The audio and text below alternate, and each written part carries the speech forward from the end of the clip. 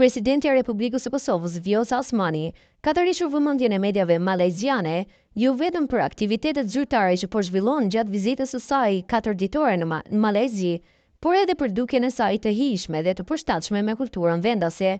Në pamjet e publikuara nga mediat lokale, Osmani është parë duke vizituar xhamin kombëtare në Kuala Lumpur, ku në shenjë respekti për traditat fetare ishte mbuluar me shami dhe kishte veshur një veshje të gjatë e elegante në përputhje me protokollin e vendit mikpritës.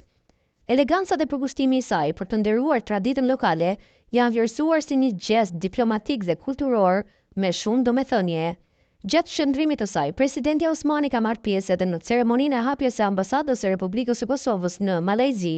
një hap i rëndësishëm në forcimin e marrëdhënieve dypalëshe mes shteteve. Në vizitën në xhami, ajo bëri edhe një lutje për nder të ish kryeministrit të Malajzisë, Abdullah Ahmed Badawi, i cili ndoroi jetë në prill të këtij viti.